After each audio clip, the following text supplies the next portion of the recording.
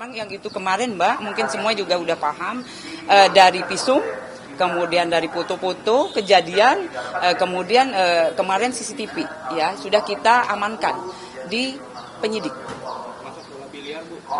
Ya itu untuk sementara masih kita dalami. Ya, semua motif yang sudah bergulir itu semua kita dalami ya.